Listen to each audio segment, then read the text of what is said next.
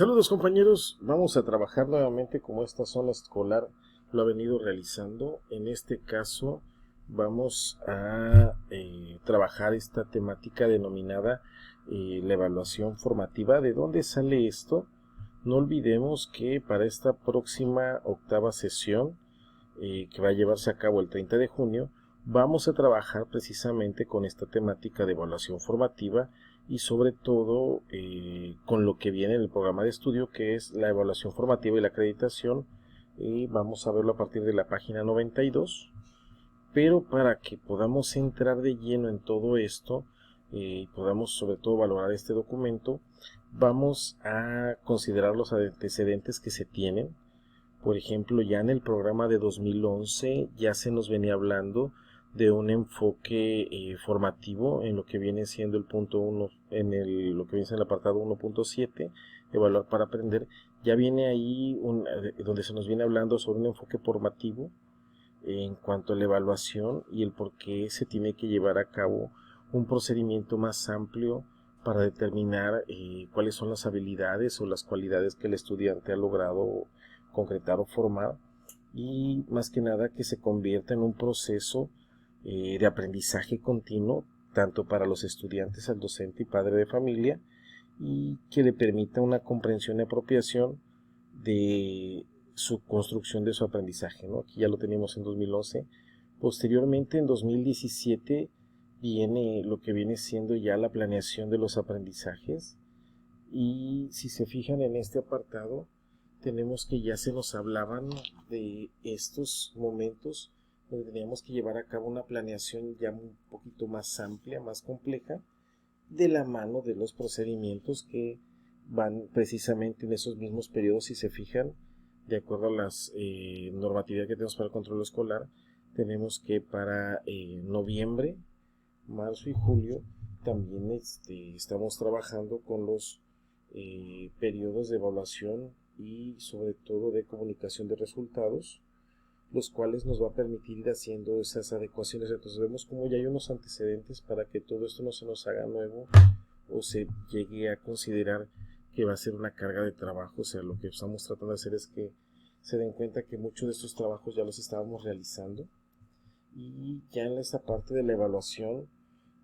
en este documento ya se nos viene hablando de ese proceso continuo que no se puede segmentar de lo que corresponde a la evaluación y a la planeación, y sobre todo aquí ya se tiene un enfoque formativo de la evaluación que les permite conocer sus habilidades para aprender y las dificultades para lograrlo, ir perfeccionando, ¿no? Entonces vemos que es muy similar a esto que nos dicen en el 2011. Y una de las ventajas que se tuvo en ese programa es que se elaboró este documento, evaluar y aprender, y viene precisamente en esta parte donde también ya se nos empieza a hablar de cómo se va a planear la evaluación desde un enfoque formativo, y sobre todo el ya ir acercándonos a esto que nos piden para este programa 2022, porque es precisamente, lo vamos a encontrar un poquito aquí, ya hay unos antecedentes, más que nada de por qué la evaluación al inicio, durante el proceso, de manera final,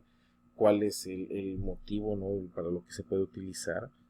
y sobre todo cuándo llevar a cabo una heteroevaluación, una coevaluación, una autoevaluación, o sea, a qué se refiere, cómo es su procedimiento. Y nos hablaba aquí, como veníamos diciendo, de ese tipo de evaluación que se hace al inicio, durante el proceso y al cierre, y precisamente por eso se empieza a ver este enfoque formativo, porque se lleva un andamiaje y seguimiento del proceso completo de la construcción de los aprendizajes, y como veníamos diciendo, no solamente viene siendo continuo para el docente, perdón, para el estudiante, sino también para el docente y para la escuela, ¿no? Entonces, a partir de esos documentos que, como decíamos, ya están los antecedentes, tenemos ahorita el 2022, y lo vamos a hablar a partir de esta página 92, donde en este apartado 6.3, la evaluación de los aprendizajes, precisamente nos habla que anteriormente se llevaba a cabo las evaluaciones estandarizadas. No olvidemos que teníamos evaluaciones que teníamos que presentar, en este caso PISA o SCALE, o también teníamos ciertas evaluaciones que se tenían que presentar. Entonces es una manera de ir haciendo una estandarización de los resultados que se van teniendo, y posteriormente con el avance y sobre todo el perfeccionamiento de los conceptos y de los instrumentos para su valoración, es que se tiene que considerar en este plan de estudios que la evaluación de los aprendizajes forma parte precisamente de ese proceso formativo, lo que se ha estado hablando, y vemos que ya desde 2011 ya lo traemos hablando de esto, y sobre todo esa relación pedagógica que tiene que existir entre el profesor estudiante y el marco curricular, o sea, de qué manera se va a lograr reducir esa brecha entre el currículo diseñado y el currículo aprendido en cada una de las aulas. Para todo esto, la evaluación de los aprendizajes tiene como base una relación pedagógica, como lo venimos diciendo, entre los diferentes actores educativos, y considerando en el entendido que en estos espacios es donde se va a generar esa interdependencia e interrelación para la construcción de saberes y conocimientos. No olvidemos que, como ya estamos hablando de un enfoque del socioconstruccionismo, en la cual es de manera conjunta se le logra dar la definición a un concepto que todos están observando. Entonces no olvidemos que esa socialización lo que tiene como función principal, y como que también se nos habla, es retroalimentar el proceso educativo, o sea, a través de ese diálogo, de esa dialógica, de ir socializando, pero sobre todo reestructurando cada uno de los conceptos. Pudiéramos decir, pasar de o tener considerante alguna connotación ya más amplia de cada una de esas definiciones, y que todo esto va a desencadenar en procesos de autorreflexión de ambas partes para identificar cuáles son sus logros, pero sobre todo cuáles son las limitantes que se tienen.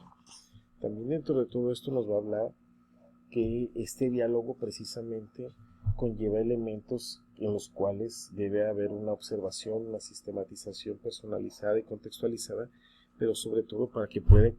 tener un canal de diálogo, debe haber un estándar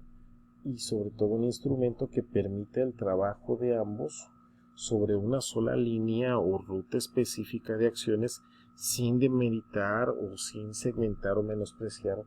las acciones que está realizando cualquier otro de los actores educativos. Esa parte también es algo que se tiene muy importante, y sobre todo se hace mucho hincapié en esto, porque al hablar de que es integral, pues tienen que considerar todas aquellas partes a las cuales se les permite el acceso, no solamente de información, sino de la construcción de esos nuevos conceptos para emitir una valoración siempre ya de manera personal, pero sobre todo provisional, porque constantemente se va a ir modificando. Entonces,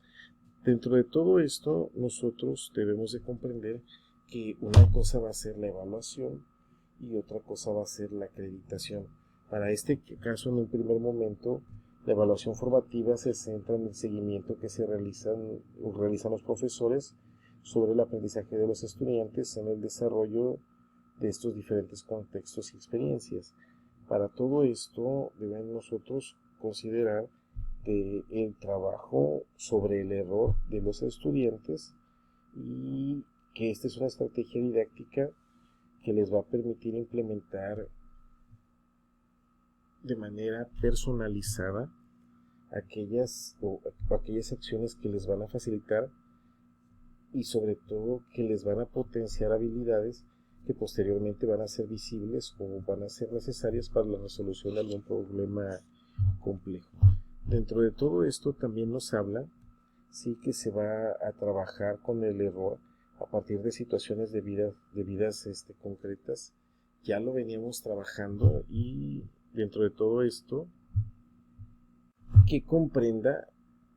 no tanto lo que está bien de cada uno de los problemas, sino lo que está mal, para partir de identificar observar y reflexionar, pero sobre todo retroalimentarse sobre esa situación, distinguir aquello que va a ser adecuado o no adecuado para realizarlo. Y también de esta manera le va a facilitar al docente el diseño de situaciones de aprendizaje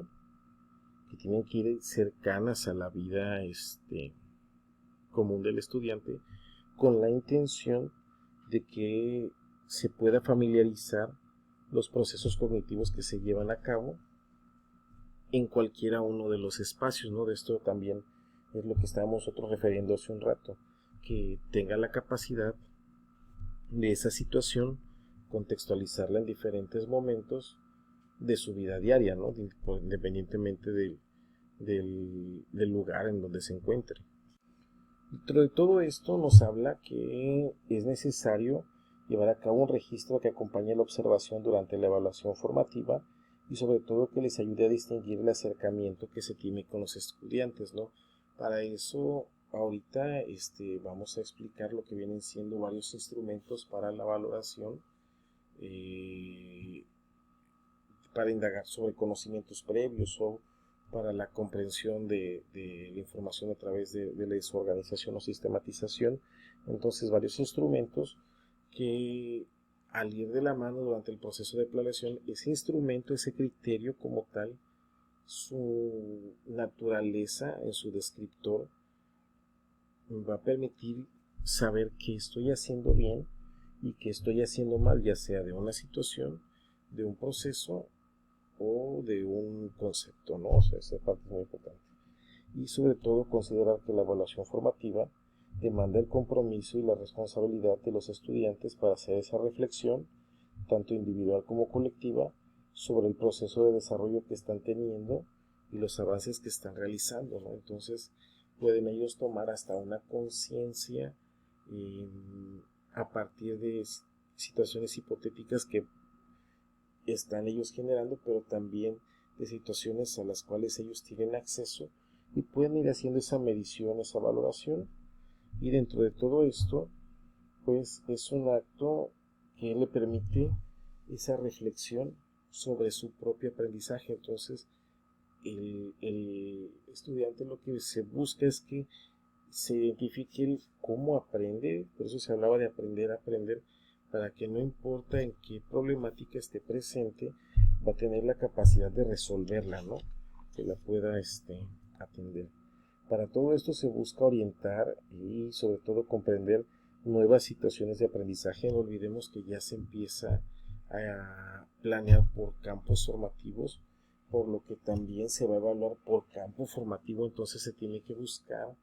una articulación entre varios instrumentos que van a ir a partir de las metodologías que se van a trabajar para cada uno de los campos formativos, que les permita pasar por esa parte de esa evaluación formativa, pero que al finalizar la actividad les permita poder asignar una calificación. Dentro de todo esto no olvidemos, como se nos dice aquí, que es importante identificar obstáculos dentro y fuera del aula, de la casa y la comunidad, como le decíamos, porque esto les va a permitir que esto sea significativo. No olvidemos que, como se ha mencionado, todos aquellos aprendizajes que se consideran importantes o necesarios para esa sociedad son los aprendizajes y habilidades que son detonados o que se buscan detonar en las escuelas. Esto también es algo muy importante. Y sobre todo aquí, como nos dice, ya para culminar, que la acreditación tiene como función sustentar el otorgamiento tanto de calificaciones, pero como de ejercer un juicio, valorar sobre lo que se tiene, o sea, poder decir en qué parte de la escala estimativa o nivel de desempeño se encuentra. Pero para esto nosotros tenemos que considerar que para dar esa acreditación, ¿sí?, tenemos que pasar por un procedimiento de evaluación y tiene que ser una evaluación formativa con un enfoque formativo para que le permita esa visión o ese desarrollo integral. Dentro de todo esto debemos de conocer o comprender que la calificación se construye con la interpretación de los docentes y de los estudiantes a partir de la serie de evidencias que se tienen para sustentar las argumentaciones sobre el desempeño que se ha determinado. Es muy importante, no olvidemos que en esta parte de la evaluación formativa es que se tiene que agregar una retroalimentación, no solamente decirte en qué estás mal, pero no solamente decirte que estás mal, sino decirte en qué estás mal y cómo lo puedes mejorar. De eso se trata. Entonces, si nosotros logramos implementar ese proceso desde las aulas,